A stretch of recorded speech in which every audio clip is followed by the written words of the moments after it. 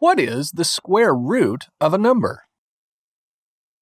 The symbol for a square root looks like this. The expression under the square root is known as the radicand. The square root of a radicand is a number you would multiply by itself to get that radicand. Let's look at an example. Calculate the square root of 4. You now need to ask yourself, what numbers multiplied by themselves give the product 4? Well, 2 times 2 equals 4. However, if you multiply minus 2 by minus 2, you also get 4. That means that there are 2 solutions to the square root of 4, 2 and minus 2. When calculating the square root of positive numbers, there are always 2 answers. Notice that the only variation between the 2 answers are their signs.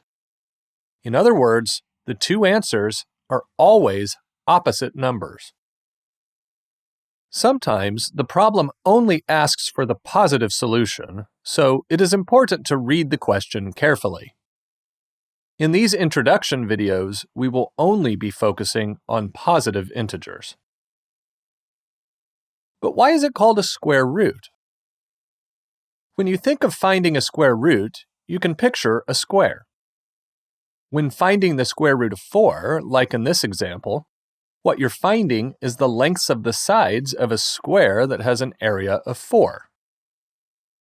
This is because the area of a square is equal to side times side.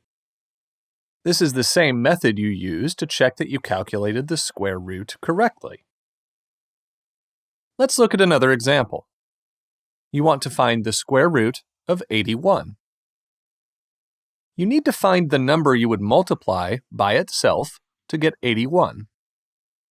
Let's take a look at the times table to see if we can use it to find the square root. The first 10 square numbers are shown along this diagonal. And sure enough, 81 is on the diagonal. The table tells us that 81 is the product you get when you multiply 9 times 9. So, the number you need to multiply by itself to get 81 is 9. Therefore, the square root of 81 is 9. The numbers inside of the square root do not have to be square numbers.